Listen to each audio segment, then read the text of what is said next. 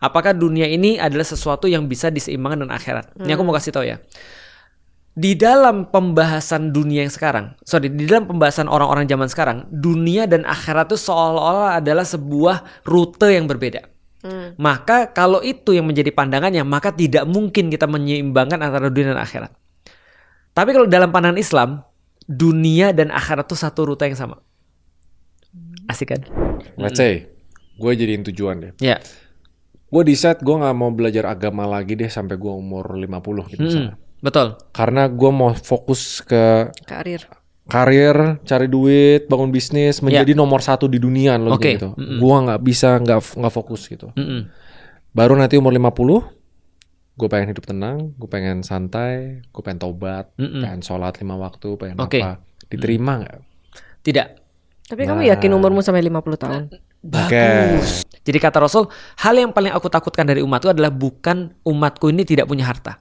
Tapi justru sebaliknya, ketika dibuka pintu-pintu dunia pada mereka, lalu kemudian mereka berlomba-lomba untuk mengejarnya, sehingga mereka jadi hancur sebagaimana orang-orang dulu mengejarnya. Artinya dalam sejarah gak pernah ada peradaban yang bisa bertahan ketika harta atau ketika kemewahan dunia atau hedonisme itu jadi tujuan mereka. Gak pernah ada.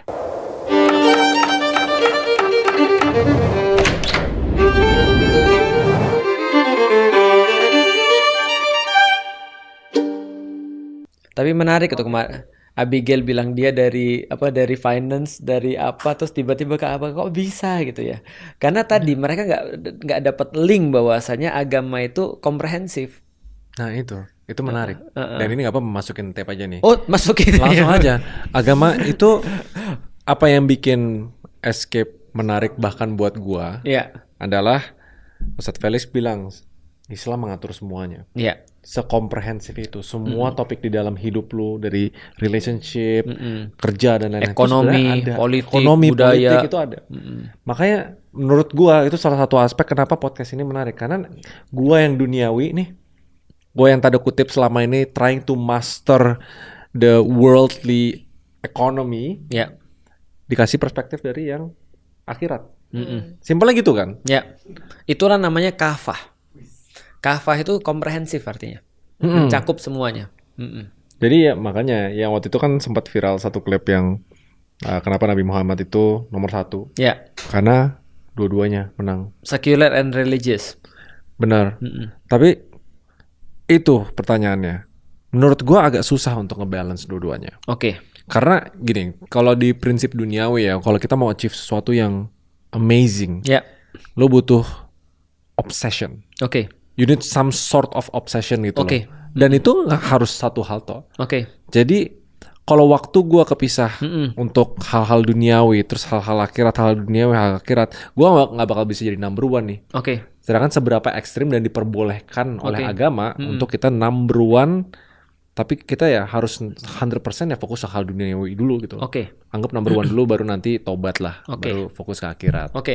Berarti kaya dulu baru agama. Masuk nggak pertanyaan Feren jawab. Menarik gak? Jujur aku nggak dengerin. Mohon maaf. Jarang-jarang saya gitu kayak lihat. Gak bagus. Dia nggak dengerin jujur. Iya, nggak apa-apa. Sama sekali tadi gue ngomong apa? Mungkin intinya kayak gimana cara misahin apa lagi? Misahin siapa? Misahin duniawi sama agama kan? Nyambung nggak? Dia bilang nggak bisa terpisah. Iya nggak bisa terpisah. Nggak bisa terpisah dan awalnya harus pilih. Ya. Kalau lu mau jadi nomor 1 nih, the biggest company in the world, lu harus fokus 100% di sini dan nggak usah pikirin tentang akhirat. Anggap lah gitu. Anggap udah nomor 1 dulu, baru lu tobat. Mikirin tentang gue sholat, gue apa. Sebenarnya itu banyak roadmap yang orang-orang kaya di dunia ini loh. Nanti aja pokoknya sholat tuh akhir aja pas udah tua. Sekarang cari duit kan, dulu. Kalau di agama lu juga kayak ya udah lakuin semua dosa-dosanya, terakhir tobat aja gitu. Enggak. Relationship-nya enggak. Jangan buat agama sendiri. Iya gimana kalau di agamamu gimana agamamu? Apa boleh nggak jadi kaya di agamamu? Aku nggak tahu, tapi kayaknya nggak apa-apa aja sih. Nggak apa-apa ya. Tapi setauku ini aku pernah dengar quotes katanya kalau misalnya kamu kaya, orang baik itu nggak mungkin bisa jadi kaya. Hah? Gitu ya? Kaya, karena itu benar kan? Orang yang terlalu baik atau traits.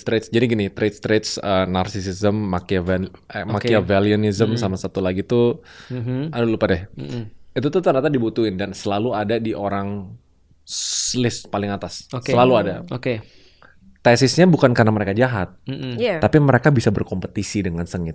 Oke. Kalau orang yang baik banget nih, dikit-dikit legowo, dikit-dikit apa, nah mereka nggak bisa berkompetisi dengan sengit. Oke. Berarti Itu kalau aku mau sempurnain kalimatnya, orang baik tidak akan bisa jadi kaya di sistem yang jahat. Menarik ya? Itu benar. Kalau Karena sistemnya baik berkompetisi, juga, kan. sama aja kayak ikan laut nggak bisa berenang di air tawar. Tapi kalau ikan laut berenang di air laut, dia pasti memimpin. Ada contoh nggak orang baik tapi kaya? Ada. Siapa? Abdurrahman bin Auf namanya. Itu Nabi. Bukan. Temennya Nabi. Oh, temannya Nabi. Temennya Nabi. Di Al-Quran. Enggak, di dalam hadis. Hadis itu apa sih? Hadis itu perkataan Nah, Nabi bagus nih. atau perbuatan Nabi atau diamnya Nabi Itu di luar Al-Quran. di luar Al-Quran. Ada buku lagi. Ada. Tapi diresmikan. Diresmikannya nggak seperti Al-Quran. Jadi dia di bawah Al-Quran secara formalitas. Tebelnya? Tebelnya bervariasi. Karena gampangnya gini ya. Variasi. Misalnya Feren udah hidup bersama Raymond berapa tahun? Berapa tahun? Heeh. Baru 3 bulan. 3 bulan. 3 bulan. Udah pernah dengar? Kenal 3 bulan. Nah, Kenal 3 bulan kan ya. Nah udah dengar Raymond ngomong apa aja? waduh. Nah bayangin sahabat Nabi yang tinggalnya misalnya 10 tahun sama Nabi misalnya. Dengar apa aja sudah. Nah itu yang mereka ingat terus dicatat. Di Sahih Bukhari aja ada 7.000 hadis. Tebelnya segini nih Sahih Bukhari. Bahasa Arab. Bahasa Arab. Iya. Sahih Muslim tahu lebih ini, tebal. aku Semua baru yang tahu. gue lakuin, semua yang gue omongin dan lain-lain Ditulis. dicatat semua. Masa Raymond ngomong gini aku sambil nyatet gini? Kalau di zaman dulu mereka langsung hafal. Wow, tahu dari mana? Iya, karena hafalnya dites. Mereka pakai aplikasi voice recorder AI. Di sini Langsung- ada Langsung ada summarize ya, Iya. translation. Nah, tapi segala. nggak make sense kan? Maksudnya masa ya kecuali misalnya Ustaz Ferry sama Raymond ngomong terus aku nyatet terus Iya. itu baru make sense. Tapi Kalau masa mereka di zaman sekarang nggak make sense. Zaman dulu orang justru mencatat tuh keahlian langka, sehingga mereka remember. Ya. itu benar. Semua memorization. Tapi bisa dibuktikan nggak Bisa. kata-kata? Jadi contoh ya Nah, misalnya. makanya ini kemarin gue nanya ini bagus nih. Iya. Gue jelasin awalnya dulu yang gue tahu. Ya, Gue udah jelasin kemarin. Jadi hadis pun atau catatan itu tuh ada kasta-kastanya analoginya. Ada yang bener-bener sama bukti sama itu kasta paling atas. Terus ada yang lupa sisanya. Ada yang bukti tapi nggak kuat. Iya, bukti tapi nggak kuat. Terus ada yang Bukti tapi cuma Level-level. 99%, 98% itu masuk golongan ketiga gitu. Nah, gitu ada golongan-golongannya gitu. Jadi nggak usah dipeduliin yang golongan nggak ada bukti. Yang ada bukti dia nggak sekasta yang di atas. Yang di atas sudah bisa dipastikan Rasul ngomong begitu. Dan itu dicek bukan hanya pada satu orang. Contoh ya, kalau lebih sulit lagi penjelasan Raymond tadi, contoh ya, sahabat tuh misalnya ada beberapa generasi dari bapak, anak, anaknya lagi, anaknya lagi. Nah itu dicek masing-masing generasi harus ada 10 kemudian orang misalnya atau 20 orang ngomong yang sama. Di bawahnya harus ada 20 lagi ngomong yang sama. Dari beberapa jalur juga sama ngomongnya. Berarti Jadi dipastikan. konsisten pas ngomong misalnya langit adalah hijau. Ya. Pastiin ada minimal 10 orang di generasi ini dia bilang langit Ya. adalah hijau juga. Oke, berarti bener nih gitu. Survei. Iya, bisa Bukan dibilang survei Ya, lah. ya, oke, Bisa survei. jadi. Oke. Menarik. Itu hadis. Nah, itu hadis. Nah, kalau balik lagi Kok hadis ya? balik lagi tadi pertanyaan sampai mana tadi? Aku lupa. Gue juga lupa masalahnya. Kenapa kita bahas hadis ya? Oke. Aku ingat. Jadi gini ceritanya. Jadi kalau dibahas tentang tadi ya, tentang masalah dunia tadi kan kita bahas tentang dunia, kita kan bahas tentang apakah dunia ini adalah sesuatu yang bisa diseimbangkan dengan akhirat. Ini aku mau kasih tahu ya. Di dalam pembahasan dunia yang sekarang, di dalam pembahasan orang-orang zaman sekarang, dunia dan akhirat itu seolah-olah adalah sebuah rute yang berbeda. Maka kalau itu yang menjadi pandangannya, maka tidak mungkin kita menyeimbangkan antara dunia dan akhirat. Tapi kalau dalam pandangan Islam, dunia dan akhirat itu satu rute yang sama. Asik kan? Kenapa satu rute yang sama? Coba gimana? Karena Allah bilang di dalam Al-Quran, wabtagi fima atakallahu darul akhirah wala tansa nasibaka minad dunia. Allah bilang ini, cari sebanyak-banyaknya bekal untuk akhiratmu, tapi jangan lupakan dunia. Jadi itu satu jalur. Artinya di dalam pandangan Islam. Oke, berarti secara kalimat akhirat dulu baru jangan lupakan dunia. Benar. Jadi semuanya untuk akhirat. Tapi jangan lupakan dunia. Artinya di dalam Islam, semua yang kita lihat itu adalah tools untuk mencapai akhirat. Oke, di perspektif Islam, ini tuh cuma temporary Tools. untuk kita berinvest berapa yang ujungnya akhirat. Akhiratnya surga neraka kan. Akhirat surga neraka. Artinya kalau semuanya tools itu kita jalani untuk mencapai tujuan, maka itu boleh. Apapun ceritanya. Tapi kalau sebaliknya, kita menjadikan tools itu sebagai tujuan, maka itu problematis. Nah gini, oke, let's say gue jadiin tujuan deh. Ya. Gue decide gue gak mau belajar agama lagi deh sampai gue umur 50 gitu misalnya. Betul. Karena gue mau fokus ke karir, cari duit, bangun bisnis, menjadi nomor 1 di dunia loh gitu. Gue gak bisa gak fokus gitu. Baru nanti umur 50, gue pengen hidup tenang, gue pengen santai, gue pengen tobat, pengen sholat 5 waktu, pengen apa. Diterima gak? Tidak. Tapi kamu yakin umurmu sampai 50 tahun? Bagus sekali, itu katanya pendetaku. Bagus sekali, Fer. Ya pernah ada. Siapa nama pendetanya? Gak apa-apa, itu artinya bagus. Ya tapi bagus banget sih. Ya, Soalnya kayak di Kristen tuh sering ditanyain gini. Ya. Kan banyak yang bilang kalau misalnya oh ya udah aku dosa aja sekarang, aku bunuh orang, aku curi, nanti aku tobat. Di waktu aku deket-deket umur 60 tahun mau mati aku tobat. Lah masalahnya kamu nggak tahu umurmu sampai kapan. Dan kalau misalnya kamu punya pemikiran kayak gitu, berarti kamu tuh nggak bener-bener sayang Tuhan dan kamu nggak mengimani Tuhan itu. Benar, karena niatnya udah salah. Niatnya salah. Gila, Kristen bos. Senggol bos. Tapi itu sering jadi kata-kata tantangan dari agama lain gitu loh. Kayak nanya, yuk enak ya di Kristen kamu berdosa apapun akhirnya di apa? Iya. Di apa sih? Diampuni. Iya, dia ditebus dosa-dosanya. Iya, padahal nggak kayak gitu konsepnya. Sama kayak yang kamu ngomong. Oke, balik lagi. Itu bagus argumentasinya. Again, kan gue bertanya itu untuk jadi devil's advocate ya, untuk memancing diskusi yang susah ya. Betul. Bagus. Jawaban lu sangat bagus. Balik lagi, satu jalur yang sama maksudnya gimana? Nah, jadi gini.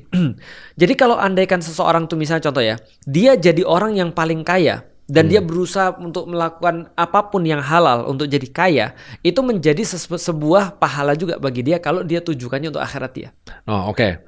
Berarti 100% fokus ke nafkah dan lain-lain dengan niat ke akhirat, itu pahala dan itu anggapannya satu jalur. Itu satu jalur. Contoh misalnya ya, Raymond bilang, aku akan jadi pebisnis nomor 1 di Indonesia. Tapi nggak sholat. Nah itu masalah tuh. Tapi ya gitu. Berarti kalau kata Feren, dia tidak terlalu sayang sama Tuhannya. Karena ketika dia sayang sama Tuhannya, dia akan bilang begini misalnya, aku mau jadi nomor 1 ya Allah untuk jadi pebisnis di Indonesia. Maka dia pasti sholat kan. Karena untuk mencapai itu dia perlu bantuan banyak. Termasuk bantuan yang paling besar adalah pasti bantuan daripada Allah. Ya Allah sabarin aku, kelilingkan aku dengan orang-orang yang soleh, yang jujur, yang gak khianat kepada aku. Ya Allah sabarkan aku kalau aku gagal dan segala macam. Nah berarti dia akan nyari itu di sholat itu tadi tuh. Ya itu dengan asumsi soalnya agama bisa menjadi bukan alat ya. Sebagai untuk membantu mengejar dunia. Kayak gitu kan. Betul. Karena Islam tuh komprehensif. Betul. Apa study case-nya di zaman modern di mana Islam secara komprehensif bisa membantu orang di duniawi secara karir dan lain-lain gitu. Oke. Islam ngerti gak maksudnya? Ya. Jadi kalau Islam tuh sebenarnya ngerti. Soalnya kan kalau misalnya kamu kerja terus tiba-tiba diganggu sholat kan gak konsen kerjanya. Iya. Gitu kan maksudnya. Bukan sih tadi nggak bahas sih. Oke. Contoh ya udah lanjutin dulu ya. Contoh nyata ya. Ini yang bersifat teknis. Aku nanti masuk ke yang lebih dalam lagi. Ini yang bersifat teknis. Tahu nggak sih Google itu meminta karyawannya untuk tidur siang? Pernah tahu kan ya? Tahu. Di sekolah-sekolah di Jepang, aku pernah datang juga ke sana. Aku benar-benar ngerti bahwa sekolah Jepang tuh mewajibkan anak-anak untuk tidur di siang hari supaya kemudian bisa lebih produktif. Ternyata Google tuh ngerilis, kalau aku nggak salah itu berapa persen peningkatan orang-orang produktivitas ketika dia tidur di siang hari. Jadi daripada dia tiduran kayak maling-maling atau misalnya kayak capek terus ketiduran di depan komputer kayak gini, dia lebih baik dikasih tempat tidur. Dan ketika dikasih tempat tidur, dia bisa lebih produktif di sisa harinya. Pernah nggak sih kerja kantoran? Aku pernah kerja kantoran ya. Jam 12 itu kita makan terus nggak boleh tidur. Jam 1 sampai jam 3 sampai jam 4 itu setengah mati tuh. Jaga kepala agar tetap tegak begini tuh setengah mati tuh. Benar. Gitu kan ya. Nah karena kita nggak tidur siang. Di dalam Islam tidur siang itu menjadi sunnah. Namanya qailullah. Tidur siang itu menjadi sunnah. Ya artinya ketika kita mempraktis lifestyle Islam, ini menjadi sesuatu yang bukan hanya mendapatkan pahala tapi membuat kita lebih produktif. Itu yang pertama. Yang kedua, dalam aturan tidur yang lain. Tidur di dalam Islam ada tidur yang tidak boleh, atau makruh, dibenci Allah tidurnya. Ada tidur yang disunahkan, disarankan kayak tadi qailullah tadi. Ada tidur yang merupakan alamiah. Rasul kemudian mencontohkan di malam hari tidurnya adalah abis isya langsung tidur. Jadi malam tuh dibagi 3. Malam berapa jam ya malamnya? Taruhlah dari jam 6 sampai jam 6 ya. 12 jam ya. Udah gelap kan ya. Malam tuh anggap ya 6 sampai 6 lah. 6 sampai 6 ya 12. Nah, Rasul katakan bagi 3 tuh. 1/3 untuk dirimu. Lalu kemudian 2/3 untuk Allah. Itu kalau tidur. Which is tidur. Atau sepertiganya yang... Sorry, salah. 1/3 untuk keluarga. Ini bukan perkataan hadis langsung ya, tapi ini saranan daripada Rasulullah dalam lifestyle-nya beliau. 1/3 itu untuk keluargamu, 1/3 lagi untuk dirimu, 1/3 lagi untuk Allah. Oke, itu Jadi bangunlah di 1/3 malam yang terakhir. Nah, dengan itu kemudian dia menjadi orang yang produktif juga. Terus kemudian bagaimana lagi? Islam melarang tidur abis subuh. Oke. Kenapa? Karena tadi secara sains itu otak manusia hidup mati lagi. Tuh itu gue oke. Gitu kan ya. Maka orang nanya aku, kapan aku baca buku untuk pengetahuanku? Abis subuh. Itu waktu yang sangat-sangat top banget. Itu benar. Itu prime time. Ngantuk iya. Kenapa ngantuk? Karena badanmu toksik.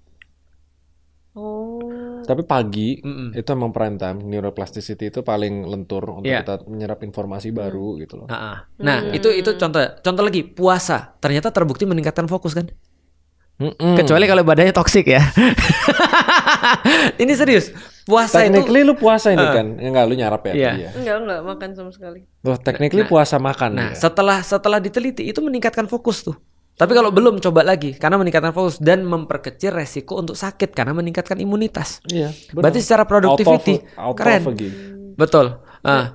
Kita baru bicara ibadah-ibadah itu aja, belum lagi bicara ibadah zakat. Misalnya kayak tadi kita udah bilang itu menjadi kayak darah kita putar di masyarakat sehingga memunculkan sektor-sektor real di dalam ekonomi, bukan sektor non real seperti sekarang.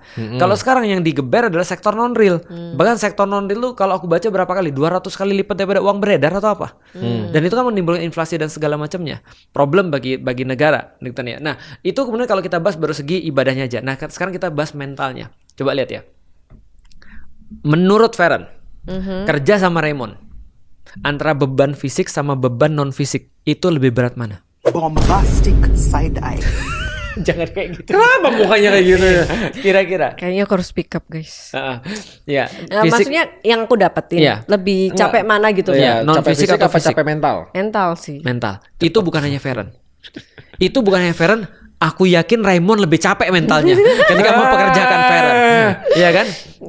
Artinya semua orang ketika bekerja, aku yakin yang namanya batas kemudian problematikanya itu adalah problematika mental, bukan problematika fisik. Sometimes kita masih kuat, cuma secara fisik, it's enough, I'm done. Paham gak ya? Maksudnya jarang terjadi sebaliknya di mana kemudian kita secara mental masih oke, tapi fisik kita kemudian sebenarnya lagging. Ingat gak kalau misalnya seorang pekerja atau seorang pebisnis, dia benar-benar harus bed rest. Tapi kalau ininya masih aktif, jalan. Masih capek ya. Masih jalan, walaupun badannya capek. Benar kan ya? Kita nggak pernah berhenti kan, walaupun di hari Minggu kan atau di hari istirahat kan. Kenapa? Karena kita sudah occupied di mentalnya. Nah, Islam itu menyediakan ketahanan mental itu. Dengan cara sholat, terhubung pada Allah, mempunyai kemudian jawaban. Contoh misalnya, ketika ada seseorang capek misalnya, contoh ya, ada seorang capek. Gampangnya kalau dia bukan seorang muslim, dia capek dalam bekerja, dia merasa bosan, jenuh. Yang diingat pertama kali siapanya? Kalau dia belum berkeluarga, yang diingat siapa? Rumah. Orang tua dong. Oh ya, orang tua. Aku bekerja supaya orang tuaku bisa haji. Atau aku bekerja supaya orang tuaku senang rumah. Dia maksudnya mikir tuh kayak capek kan pulang tidur. Orang rumah maksud dia. Ya, orang rumah. Lo tahu kan muka dia ini. Kalau orang yang sudah nikah, kira-kira yang membuat dia tetap semangat lagi apa? Dia buka handphonenya, ada istrinya, ada anak. Dia merasa perlu untuk kemudian giat bekerja untuk anak-anaknya. Motivasi lain kan gitu kan ya. Oke. Tapi andai kan itu semua sudah nggak ada misalnya, motivasi kemana? Yang lebih tinggi lagi. Ingat loh, secara teori motivasi orang melakukan yang paling rendah karena dirinya sendiri, lebih kuat lagi karena yang dia cintai. Yang ketiga ada faktor transcendence. Yang lebih tinggi daripada diri sendiri. Cuma balik lagi, ya a higher self. Betul. Pokoknya sesuatu yang lebih gede daripada kita. Orang mau universe, Allah, Tuhan. Betul. Nah untuk orang Muslim adalah Allah. Dia bilang ya Allah ini untuk engkau ya Allah. Tapi anggap kayak gini. Based on teori, let's say kita kafah di Islam, komprehensif, dan kita merasa bahwa Islam sebagai agama tuh sangat membantu gue kejar duniawi, karir gue sukses dan lain-lain gitu. Dia lakuin hal yang sama persis, termasuk sujud 5 kali. Gue sengaja bilang sujud bukan sholat, karena take away the Islam. Tapi semuanya sama nih. Ya, basically itu kan 100% duniawi. Betul. Iya kan? Betul. Basically yang beda cuma koneksi. Cuma basically niatnya kan. Betul. Nah itu yang problematika. Justru koneksi itu yang paling perlu. Bukan kemudian hanya ritual-ritualnya aja. Makanya kalau ada orang bilang ya, Ustadz, aku kalau misalnya cuma ambil sholatnya aja tapi aku nggak ada koneksi pada Allah, itu problematika karena itu nggak akan bisa relief mentalmu itu. Tapi sebaliknya kalau ada cuma orang ingat doang tapi nggak sholat, itu juga problematika. Berarti dia cuma merasa bahwasanya dia terkonek dengan Allah padahal tidak. Berarti gitu. Relationshipnya gitu untuk ngejar hal duniawi sama ngejar hal akhirat. Kalau secara prioritas nggak bisa dibilang karena bukan dua jalan berbeda kan. Dan tahu nggak Rasulullah gimana? Rasul menjelang wafat dia pesan begini. Hal yang paling aku takutkan kepada umatku bukan harta dunia yang datang pada mereka. Bukan harta dunia yang tidak datang pada mereka. Jadi kata Rasul, hal yang paling aku takutkan dari umatku adalah bukan umatku ini tidak punya harta. Tapi justru sebaliknya, ketika dibuka pintu-pintu dunia pada mereka, lalu kemudian mereka berlomba-lomba untuk mengejarnya, sehingga mereka jadi hancur sebagaimana orang-orang dulu mengejarnya. Artinya dalam sejarah nggak pernah ada peradaban yang bisa bertahan ketika harta atau ketika kemewahan dunia atau hedonisme itu jadi tujuan mereka. Nggak pernah ada. Lu tahu hedonisme nggak konsepnya apa? Dia hamba materi dunia ya. Iya. Ya, tadi dijelasin kan. Dia menjadikan kenikmatan fisikal sebagai Tuhannya. Ya, basically gitu. Nggak mesti ya uang, harta dan teman-temannya itu sepaket lah semuanya, tapi duniawi. Nah, bahkan akhirnya yang kita udah bahas kemarin, dia menjadikan agama untuk dijual, untuk kenikmatan fisiknya. Untuk kenikmatan fisiknya problem. Itu lebih ini. Jadi kayak gini. Yang gue sering bahas, kenapa orang justru bermata dua juga hedonisme ini. Ada namanya hedonic treadmill kan. Itu yang bikin mayoritas middle namanya apa ya? Middle class ini stuck dan bahkan dia turun. Karena hedonism itu kan chase of eternity. Nggak bakal habis. Ya, kayak tikus ini yang di hamster roda tikus. Hedonic treadmill tuh ya kayak treadmill tuh cuma ngejar hal baru dan hal duniawi itu ujungnya nggak bakal ada ujungnya gitu. You will always want more. 1 triliun jadi 10 triliun, 10 triliun, 100 triliun gitu loh. Iya. Nah, itu lupa mau nanya apa. Tapi intinya menurut gua itu salah satu faktor yang paling menyeramkan yang bikin peradaban kita nggak maju. Kok bisa? Hedonisme. Kenapa? Jujur aku lost lagi.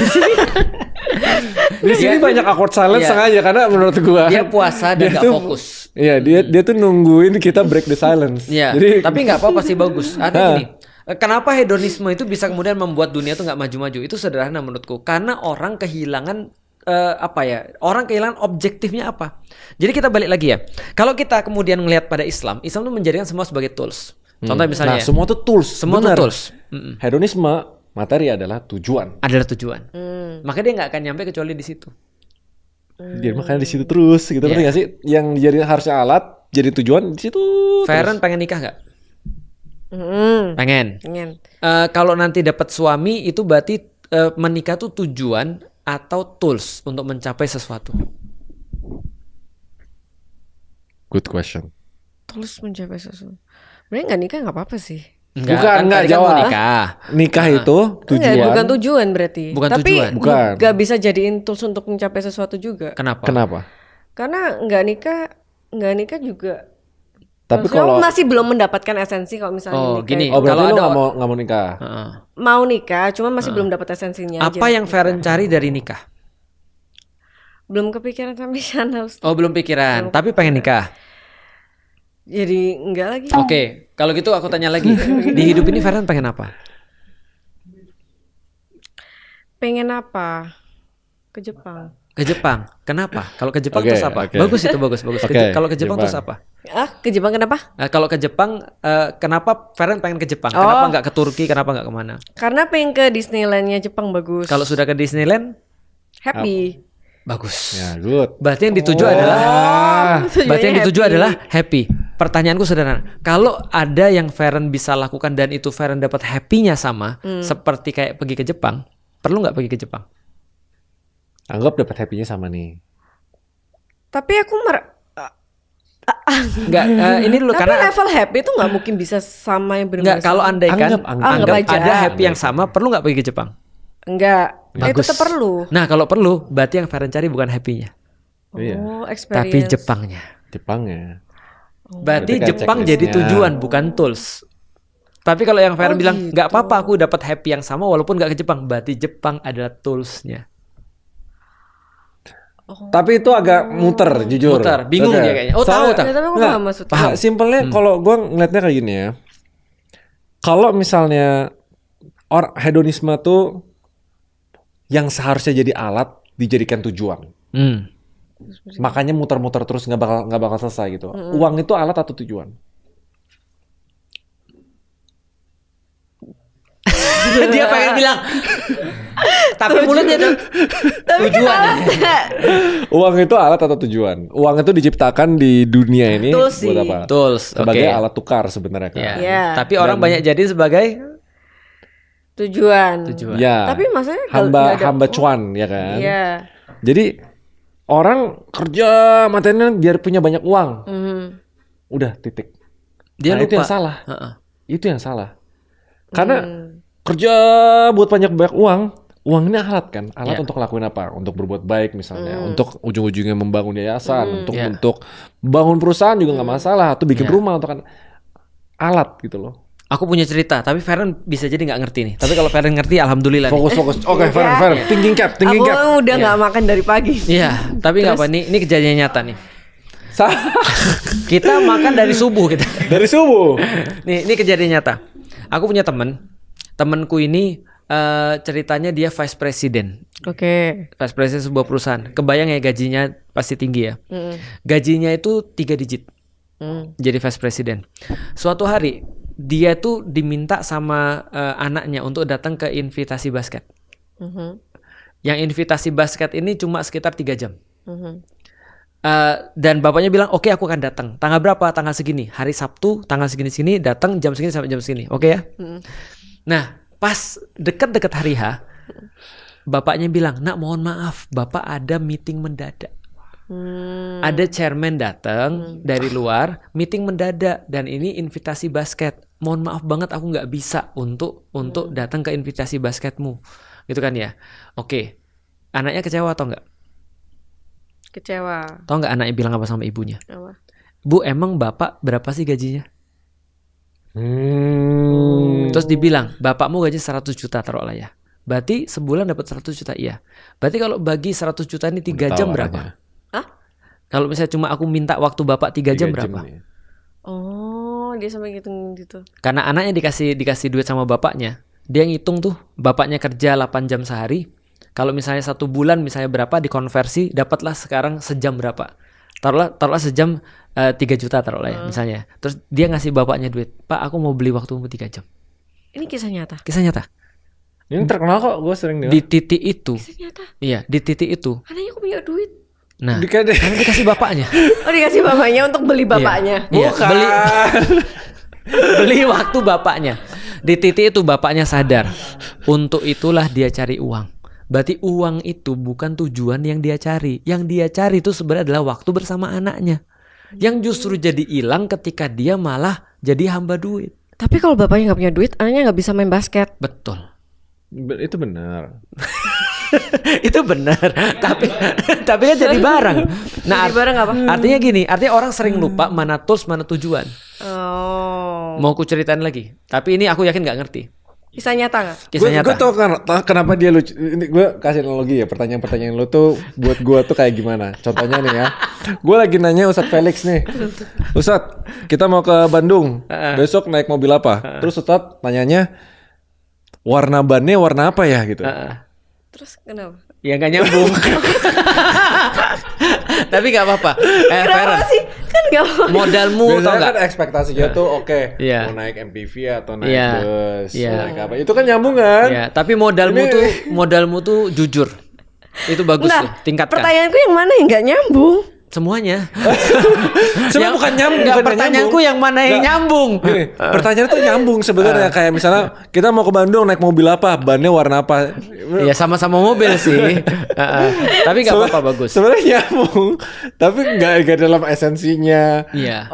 Conversation itu loh. Jadi orang harus tahu sebenarnya objektifnya itu apa. Karena kalau orang tertipu pada toolsnya, dia mulai kacau. Negara juga begitu. Contoh, belajar tuh tujuannya apa? Jadi pintar. Bagus. Berarti nilai itu tujuan atau bukan? Bukan. Bukan, tools.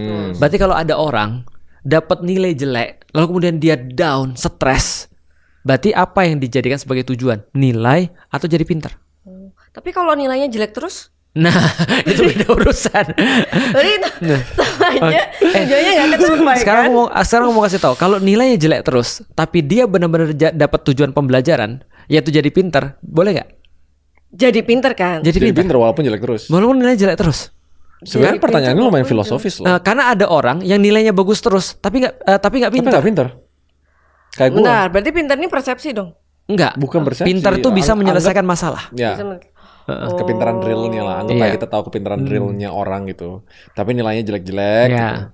Nilai, ya ngerti gak sih? Oke, gini deh. Ada orang belajar sama aku, tujuannya pengen jadi soleh. Oke. Aku kasih ujian nih. Ujian dia dapatnya 2, tapi dia sabar. Sabar tuh bagian daripada soleh. Berarti dia udah lulus atau belum? Lulus. Lulus. Karena aku cari sabarnya bukan nilainya. Oh. Paham ya? Oke, back to topic. Back to topic. Hedonisme nih ya. Hedonisme. Itu emang. Nah ini pertanyaan kritisnya gini. Hedonisme itu hadir at the absence of religion atau enggak? Itu Apakah diatur? oke. Gitu. Di dalam Islam itu sebenarnya gini. Kalau dia sudah menjadi hedonisme, itu berarti dia menjadikan Tuhan lain selain Tuhan Allah kan? Iya, materi adalah Tuhan. Ya, berarti itu sudah nggak boleh. Artinya selama dia benar-benar menjadikan Allah sebagai Tuhan, maka hedonisme itu nggak akan muncul. Karena dia benar-benar akan mengartikan bahwasanya semuanya itu untuk Allah. Maka pun ketika dia punya harta, maka dia akan dia akan gunakan harta ini gimana caranya agar Allah tuh ridho. Jadi kalau ada Ridho agama itu sering muncul ya, berarti itu lumayan kata kunci ya. Berarti kata kayak, kunci. Itu kalau lu tanya anak-anak SD, lu coba nanti tanya anak-anak SD ya, pas kita ke pesantren atau kemana, apa tujuan hidup? Mencari ridho Allah gitu. Di pesantren doang Di pesantren, enggak, di SD juga gitu biasanya. Iya. Semua SD? Jawabannya rata tuh, mencari ridho Allah. Oh, maksudnya SD Oh ya? Islam. Iya. Konsisten semuanya. Konsisten. Nah, tapi aku gak tahu sekarang ya. Sekarang mungkin jadi YouTuber kayaknya.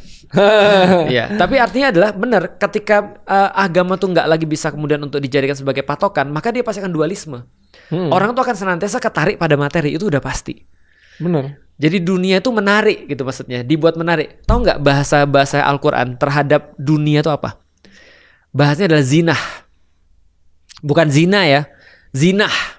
Artinya perhiasan. Segala sesuatu yang menarik. Dan Allah nyata-nyata bilang di dalam Al-Quran, Zuyyina linnasi hubus syahawati minan nisa wal banin wal qanatiril muqantarati minadz zahabi wal fiddah dan seterusnya. Dijadikan terhadap mata kalian. Jadi Allah tuh atributkan terhadap mata kita untuk kemudian sesuatu yang menarik. Apa? Dari perempuan-perempuan, anak-anak gitu kan ya. Itu semua termasuk worldly.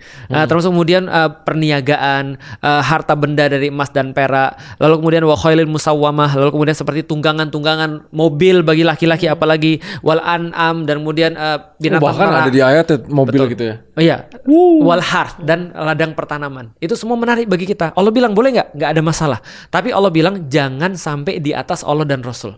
Tetap di bawah Allah dan Rasul. Maka itu controllable. Aku punya pertanyaan. Ya. Kalau misalnya aku cewek nih, Muslim. Ya kan kamu, cewek muslim, ya. Muslim. Kamu bilang kalau lu kalau cewek kamu muslim cewek nih. sudah pasti. Misalnya aku muslimah. Iya. Ya, oke. Terus aku dideketin cowok nih. Ya. Cowoknya nggak punya harta. Tapi dia tiap hari sholat Ya. 5 waktu gitu. Oke. Oh, itu Gajinya. juga udah bahas tuh. Oke. Oh, udah bahas. Oke. Justru kayak untuk orang yang Tapi duniawi itu menggoda, jadi ditinggalin akhirat. Tapi yang duniawi dia malas berjuang dan karena tanda kutip pasrah, dia jadi ngejar order Enggak. akhirat gitu loh kan. Enggak, dia juga kerja, cuman UMR aja. Ya. UMR aja. Nah, Oke. dia kerja nih, rajin Ya. kok kerjanya. Oke, Check-in jam UMR aja. 8. Pokoknya pulangnya tepat waktu, Rajin lah ya, rajin. rajin. Heeh. Terus Tapi dia nggak ada duit. Bukan gak ada duit ya, pokoknya gaji UMR. Sama aku dideketi cowok lain, Muslim, tapi dia gak rajin sholat. Cuman karirnya tinggi. Cuman Islamnya paling Islam apa ya? Ya dia ke masjid. Biasa aja. Ya Islam biasa aja. Aku andain ya. Terus aku milih yang kaya. Dosa gak aku? Milih yang kaya? Iya. Ya dosa lah. Hah? Serius? Karena kan Feren gak milih sesuai dengan apa yang seharusnya. Oh, soalnya objektifnya uang. Iya, betul. Dan Feren nanti akan dinilai dari situ juga. Jadi aku mending kayak nikah sama cowok yang UMR ini, terus aku nggak bisa makan, terus aku mati, tapi aku masih masuk surga. Gini nih, aku kasih tau ya. Mau kita andaikan lebih bagus nggak?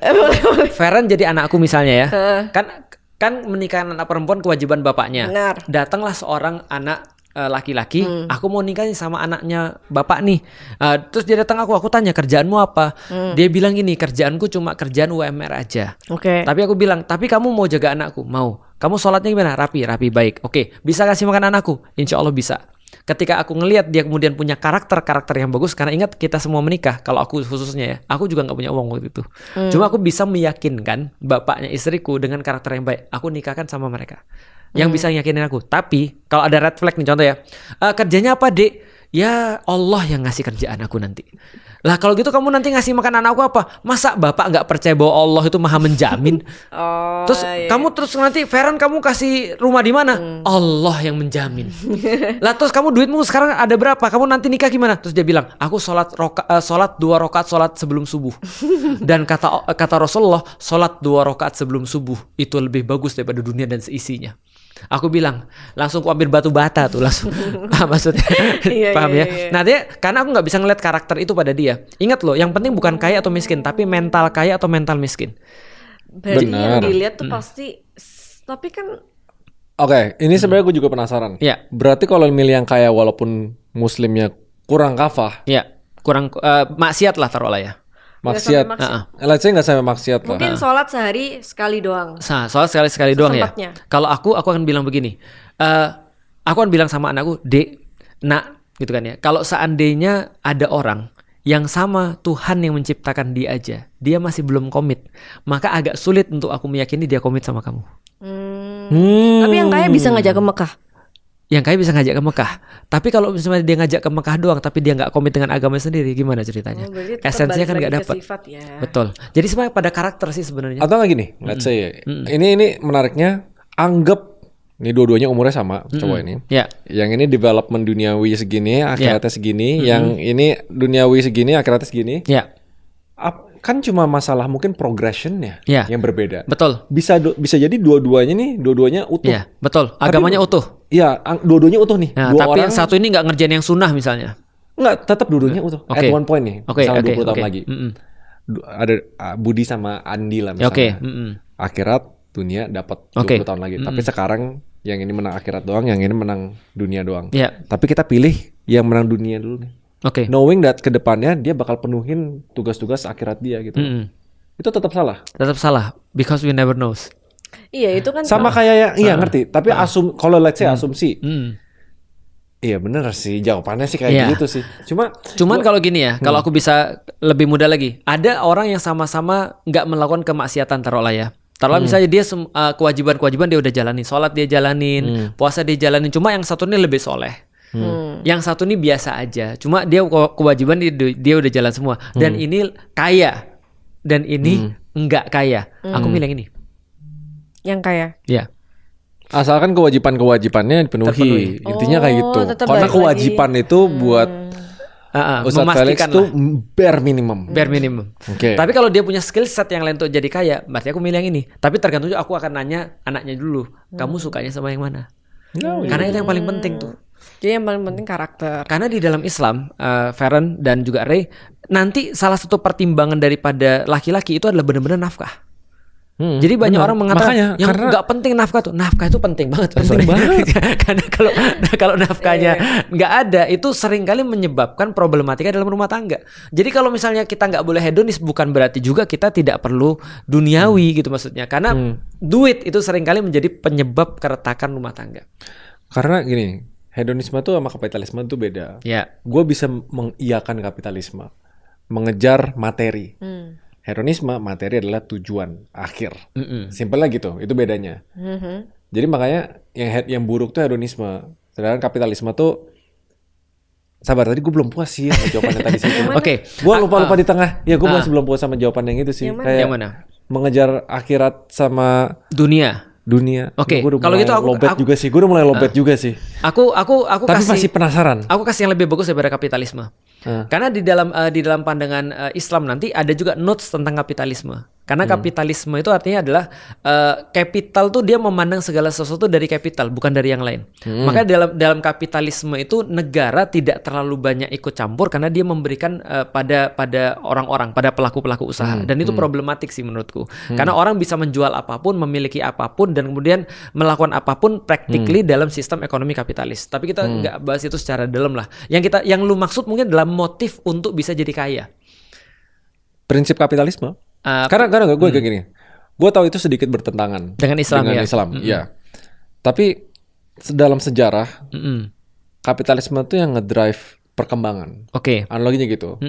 Itu motif ya. Itu lesser evil-nya. Kalau gitu kita bicara motifnya aja misalnya. Kalau misalnya full sosialisme gitu misalnya atau apa gitu, itu nggak bakal nge-push inovasi. Kalau gitu kita bicara motifnya aja lebih aman. Karena kalau kita bicara kapitalis nanti kita bisa lebih dalam. Tapi kalau lebih aman bisa contoh ya. Abdurrahman bin Auf, tahu nggak hartanya seperti apa tuh? Dia sekali dagang, pergi dari Madinah pergi ke Syam, pergi ke daerah Syam, balik lagi ke Madinah. Itu dia langsung infakkan dari hartanya dagang itu 20-an miliar sekali ekspedisi. Itu adalah orang yang sangat kaya dan motifnya untuk mencari dunia itu sangat luar biasa sekali. Artinya dia benar-benar bisa dapat keuntungan sebesar itu. Kira-kira. Nah, jadi di zaman Rasul ada nggak orang-orang kaya? Ada, dan kaya banget. Dan itu tidak ada masalah. Zaman dulu orang kaya banget. Nah, terus gue mau nanya nih sekarang nih, Ray, percaya nggak lu bahwasanya Allah tuh milik kita tuh beda-beda? Skill set kita beda-beda. Artinya di masa Rasulullah ada orang seperti Abdurrahman bin Auf dengan uangnya, ada orang seperti Khalid bin Walid dengan pedangnya. Di dalam Islam, kasih orang yang jago main pedang, kasih orang yang jago mengembangkan harta, duit. Jangan sebaliknya, karena setiap orang punya skill setnya sendiri-sendiri. Artinya ketika kita kemudian ngasih Khalid bin Walid pedang, maka dia akan menghasilkan pahala yang paling maksimal. Oh, intinya alignment dalam ngerti. Gue sederhanain. Menurut lu, Ray, kalau lu misalnya sekarang jago bisnis, pahala mana yang lu bisa dapetin lebih banyak? Apakah lu sholat sunnah ya, bukan yang wajib ya? Lu sholat sunnah atau lu bahas bisnis? Bahas bisnis. Bagus. Dibanding sunnah kan? Bagus. Karena ini ada ceritanya nih. Imam Syafi'i, ini seorang ulama besar. Dia ngasih banyak solusi pada manusia. Suatu waktu dia pernah ketika nginep di rumah temennya ini sengaja, anaknya temennya ini sengaja ngintip. Malam-malam dia ngapain sih? Karena anak ini taunya orang-orang soleh itu kalau malam sholat tahajud. Sholat sunnah tahajud. Yang tidak wajib ya, tapi sunnah, menandakan kesolat. Sholat sunnah tahajud, zikir, baca Quran, segala macam. Ternyata dia ngeliatin semalaman Imam Syafi'i, tau gak ngapain? Guling. Apa? Guling. Tidur. Bukan tidur, guling di kasurnya. Guling. Guling. Guling itu apa ya? Itu aktivitas apa barang? Guling tuh tahu gue barang ya, guling gitu kan? Guling. Iya, berbaring. Oh, berbaring. Kita tuh kayak bahasa yang berbeda ya. Berbaring. Oke. Berbaring di kasurnya dan nggak sholat sama sekali. Ketika pagi-pagi dia bilang sama bapaknya, Pak, katanya itu orang soleh. Katanya itu orang yang dekat sama Allah. Kok berbaring aja kerjaannya? Kok nggak sholat sama sekali? Kok nggak ada tahajud-tahajudnya, baca Qur'annya, zikirnya mana? Tahu nggak ketika bapaknya langsung nanya ke Imam Syafi'i jawab apa? Aku memang nggak sholat, aku memang nggak melakukan zikir ataupun apapun itu, tapi aku memikirkan ada sekitar 60-an pertanyaan orang-orang dan aku kasih fatwa untuk menyelesaikan masalah mereka. Berarti bagi seorang Imam Syafi'i ketika dia sholat itu egois. Karena dialah yang bisa memecahkan permasalahan orang kan. Bisa dipahami gak kira maksudnya? Tapi berarti itu dapat pahala. Itu pahalanya dia lebih besar daripada dia sholat. Seorang pemimpin. Pemimpin, ya. Itu kan Imam Syafi'i seorang pemimpin. Dia ada waktu nih, sholat taraweh misalnya. Sholat taraweh wajib atau enggak? Enggak. Dia nggak tahu sholat tarawih. Oh iya, sholat malam ketika Ramadan. Nah, nggak wajib hukumnya. Dan ketika dia kemudian mau pergi sholat tarawih nih, tiba-tiba ada pengaduan masyarakat, Pak banjir Pak. Dia bilang ya udahlah, aku nggak jadi sholat tarawih, aku mau ngelihat korban banjir. Itu lebih berpahala daripada dia sholat tarawih. Jadi mementingkan orang lain dulu. Jadi bare minimum itu yang wajib. Iya. Pertama sholat 5 waktu dan semua aturan-aturannya.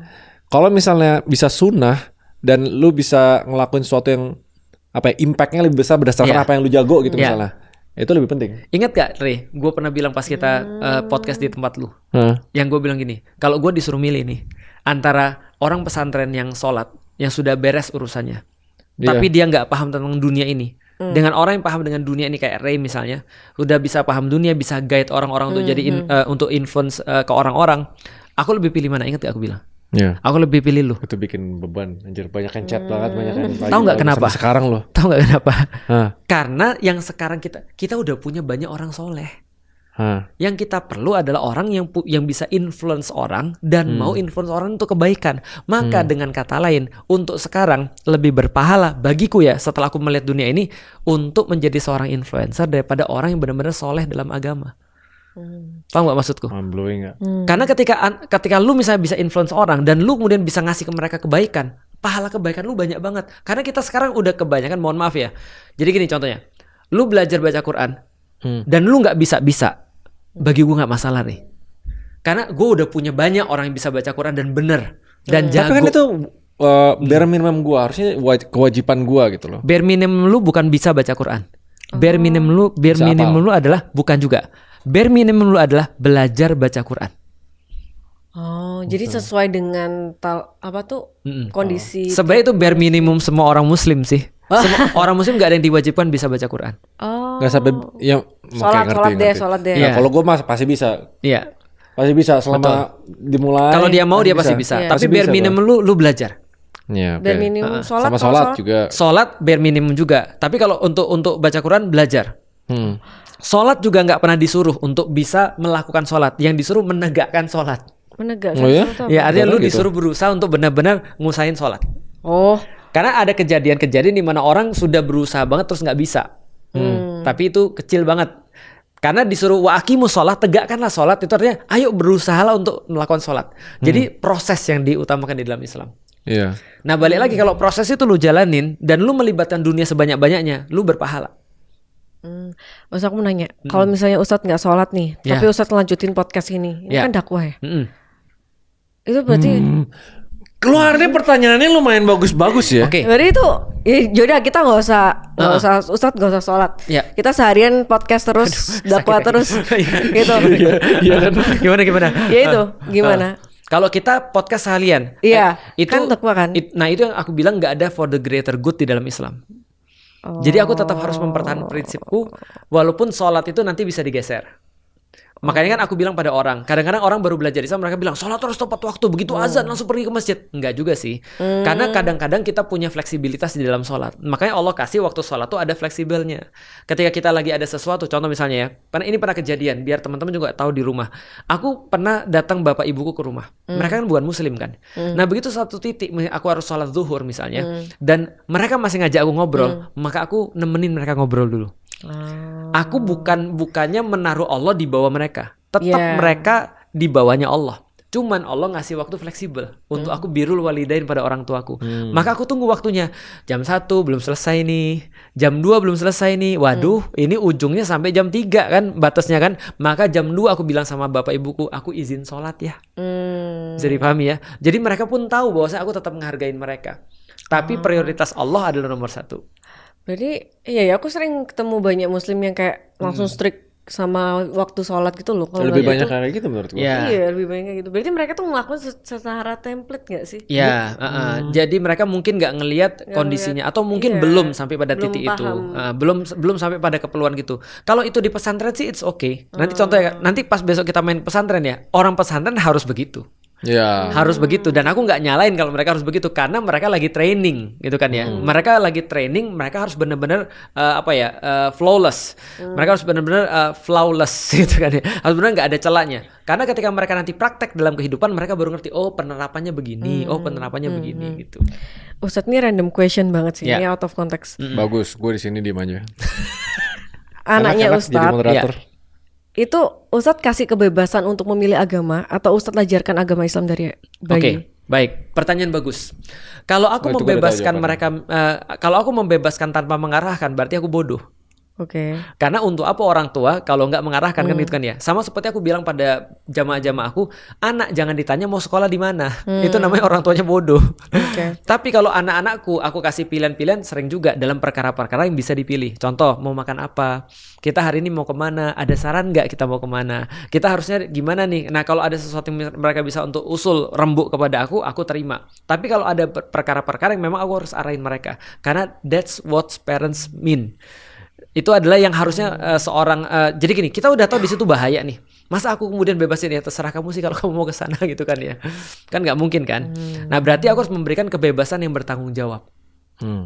Dan restriksi yang juga bertanggung jawab. Kalau lu punya anak lu bakal ngapain? Aku tuh pernah dengerin sebuah podcast. Intinya itu si orang ini tuh kalau misal punya anak, dia bakal kasih kebebasan ke anaknya, biarin milih. Karena agama itu harusnya kita yang memilih mau yang mana, bukan agama memilih kita gitu. Intinya gitu. Pertanyaannya what will you do? Iya, aku bakal bebasin sih. Tapi aku bakal ngasih ajaran Kristen dulu. Tapi kalau misalnya at the end dia nggak cocok, dia merasa kayak menemukan ada something yang lebih masuk lah, ya udah. Itu fair. Itu fair. Itu fair. Satu, artinya berarti gue gagal untuk pendidik. Betul. Kalau seandainya dia pakai yang lain kan lagi.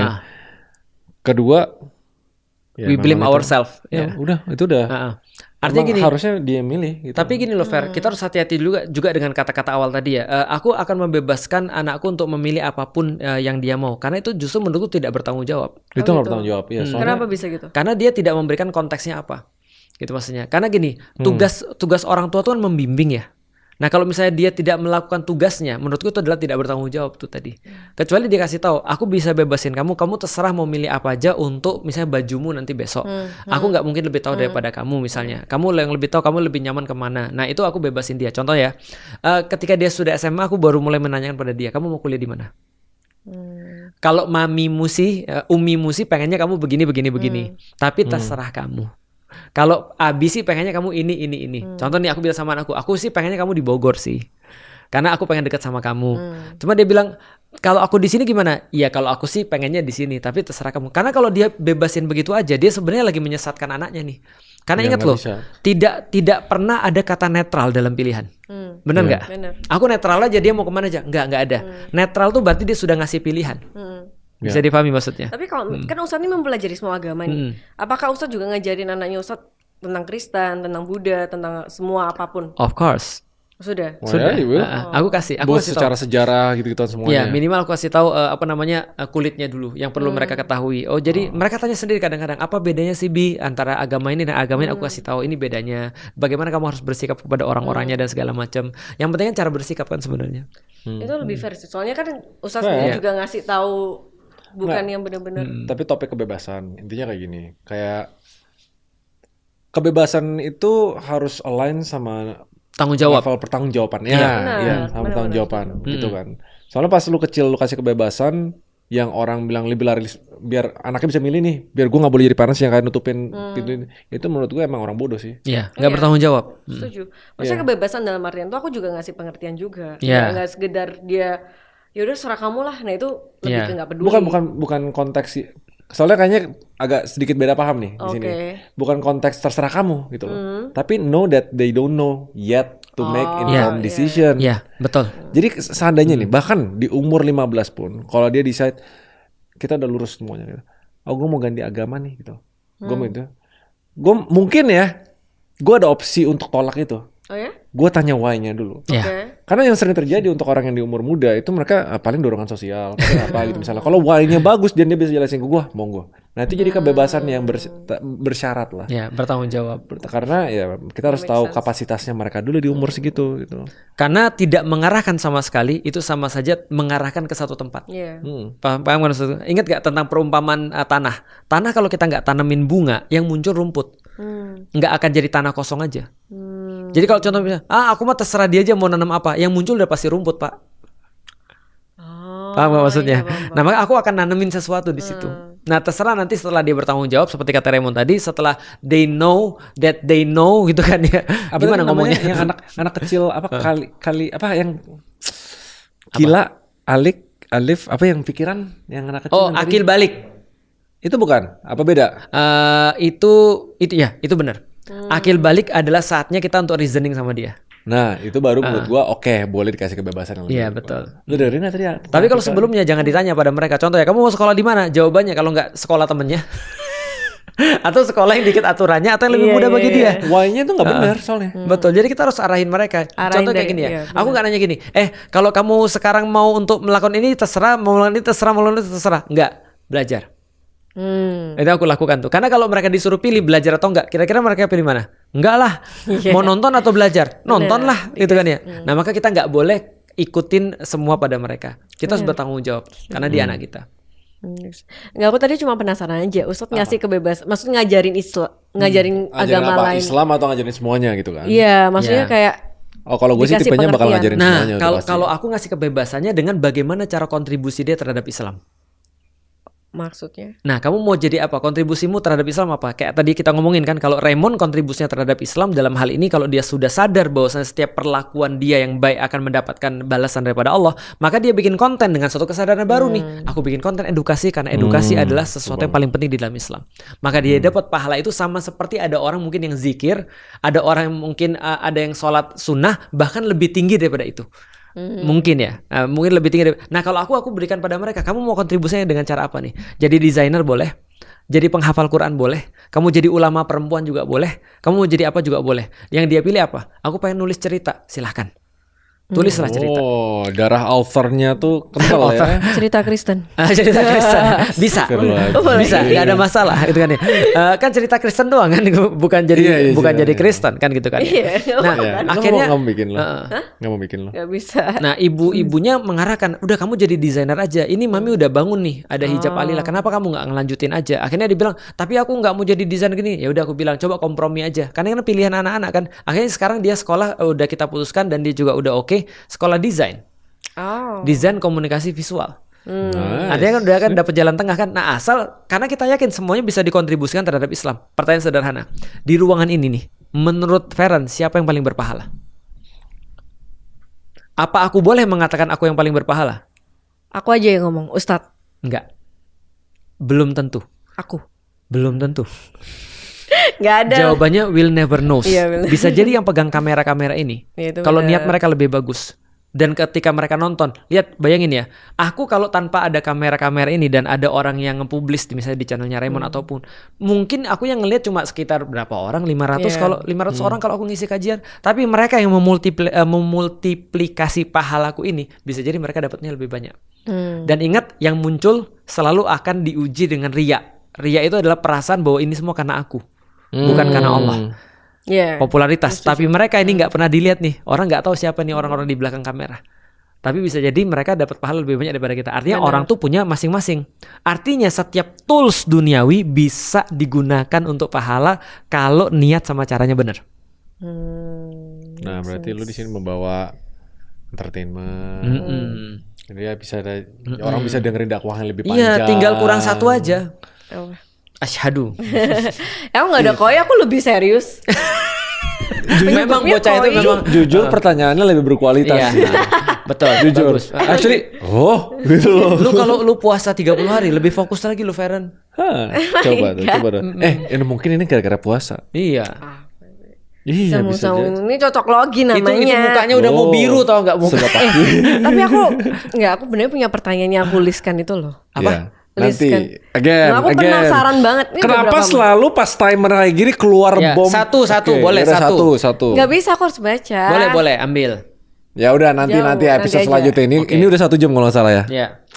Gila, sekarang kita makin belakang tuh episode makin lama memang makin panjang. Memang seperti itu, lama-lama 3 jam biasanya. Lama-lama tiba kita kalau tau gak siap-siap.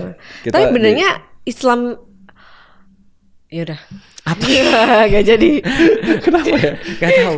Tapi kayak keluar lebih cepat daripada pikirannya, terus pikirannya putar balik dulu. Enggak, soalnya waktu aku mau nanya tiba-tiba pikiranku udah jawab sendiri. Oh, apa? Jawabannya penasaran. apa? Nanti aku bikin pertanyaan. Apa? Lupa. Oh ya, tentang enggak, aku paham. Paham ya. Apa? Oh, enggak, pokoknya intinya kita benernya Islam tuh boleh kaya, boleh ngejar pokoknya selama tujuannya tuh baik, tujuannya untuk akhirat masuk surga. Iya. Semua tuh dihalalkan. Ya betul. Jadi bukan semua dihalalkan. Bukan semua. Jadi selama tujuannya adalah untuk Allah dan sesuai dengan syariat Allah, maka semua duit yang dia cari itu adalah bagian daripada pahala. Aku mau cerita sedikit sebelum kita akhirin ya. Iya. Suatu waktu ada pernah orang yang benar-benar murah hati, dermawan banget di Jogja. Dia itu senantiasa banyak sekali sedekahnya. Dia bantuin orang, sedekah kemana-mana, dan duitnya tuh seolah-olah nggak ada habis-habisnya untuk sedekah. Terus dia ditanya, apa kamu nggak sayang dengan duitmu ini? Tahu nggak jawabannya apa? Justru karena aku sayang, maka aku titipkan kepada orang supaya nanti ketika di akhirat aku tagih balik. Itu niatnya buruk. Baik. Tapi ditagih balik. Ya untuk akhirat kan. Bukannya nanti di akhirat kita akan dibayar justru. Tapi kan niatnya buruk dong jadinya. Soalnya kan dia nggak ikhlas. Nggak ikhlas. Oh, justru itulah arti ikhlas. Ikhlas itu kan mengharap balasan daripada Allah. Artinya kita nggak akan bisa bawa mati duit kita kan. Karena kita nggak bisa bawa mati duit kita, maka aku titipin duit ini ke orang. Nanti ketika dia di akhirat akan balas duit itu, bawa duit itu ke aku. Dan tanda kutip pahala. Kalau misalnya Tuhan iseng nih, tiba-tiba di surga gak dikasih balik duitnya. Tuhan iseng. Ya, bisa jadi. Terus dia nggak boleh marah dong. Nggak boleh marah. Tapi kan di dunia dia udah punya niatan, Tuhan pasti kasih balik. Makanya dia ngelakuin itu. Tapi kalau misalnya nggak, ibaratnya jadi nggak ikhlas gitu loh, transaksional. Ngerti. Transaksional itu boleh, nggak ada masalah. Oh gitu. Sampai pada titik tertentu. Yang nggak boleh adalah transaksional yang kita bahas kemarin. Jadi gini, transaksional itu bisa jadi bagian daripada pendidikan. Karena anak kecil tuh bisa transaksional dan itu cara yang paling mudah dimengerti kan. Kamu belajar juara 1 kamu dapat sepeda kan gitu kan ya. Tapi lama-lama kita kan nggak belajar karena sepeda lagi kan. Maka tadi cara menyederhanakan orang ini adalah aku pengen hartaku sampai aku bawa mati. Gimana caranya? Konversi ke pahala. Bagaimana cara konversi pahala? Sedekah. Tapi itu berarti kan otaknya dia fokus ke hartanya dia kan. Nggak, aku masih nggak nangkep di logikku soalnya kalau misalnya aku ngelakuin ini karena aku yakin Tuhan pasti membalas. Secara nggak langsung aku nuntut Tuhan dong. Tuhan, aku ngelakuin ini buat kamu harus balas aku. Iya nggak sih? Itu transaksional, betul, bagus. Secara nggak langsung. Itu boleh. Itu boleh. Oke. Dalam satu level tertentu ya. Yang nggak boleh adalah sebaliknya. Kalau kamu nggak ngasih aku ini, aku nggak ibadah lagi. Itu nggak boleh. Itu ngancem. Oh, itu ngancem. Tapi kalau aku nuntut, aku udah ngelakuin ini, Tuhan aku udah ngelakuin ini semua, aku mau minta balasannya di surga nanti. Boleh. Itu menurut gua boleh. Itu aku baru tahu. Soalnya di Kristen tuh seharusnya kayak kamu ngelakuin ini harus ikhlas. Oh, itu level tinggi. Level itu, tinggi kamu nggak berharap balasan apa-apa lagi. Oh, yang tadi Ustaz pernah bahas yang ada tingkatan. Iya, betul. Oke. Cukup? Oke, cukup. Nanti lama-lama 2 jam, 3 jam, podcastnya 4 jam, 5 jam, 6 jam. Cukup. Iya. Udah, belajar sesuatu kalau hari aku ini. podcast itu hitunganku cuma 1. Kalau lututku udah berteriak, ini berarti udah lebih Dan tadi gue juga kayak gini. Udah berteriak ya? Ini kayaknya Ustaz Felix juga udah gerak-gerak gitu terus kan. Ini lutut tuaku udah berteriak. Nah, jadi Oke. tadi minta ikat rambut Ustaz Felix sampai jalan Iya, ke rumah. gila. Ustaz Felix baik banget di kamera maupun di luar kamera. Itu pencitraan Aku aja testimoni nyatanya. Testimoni gitu dibeliin, diambil itu ya. Baik banget. ikat rambut. Ya, baik banget. Masya Allah. Udah cocok. Asyhadu. Gue jarang pakai subhanallah. Itu apa sih? Subhanallah tuh untuk mensucikan Allah daripada perkara-perkara yang nggak pantas. Oh, salah pakai. Contoh? Iya. Contoh misalnya ketika kita melihat ada orang berkata sesuatu tentang Allah yang buruk misalnya. Kita subhanallah. Oke. Iya. Membela Allah lah simpelnya kayak gitu. Mensucikan Allah dari perkara yang nggak pantas. Tapi kalau melihat sesuatu yang baik, masya Allah. Sesuatu yang indah, masya Allah. Ustadz Felix, masya Allah. Ya betul ya. Betul. Penistaan. Nggak bagus. Ntar lagi masuk penjara. Masya Allah artinya adalah as Allah's will. Oh. Sesuai dengan kehendaknya Allah. Udah. Oke. Oke. Terima kasih. Sekian, terima kasih. See you on Dadah. the next episode.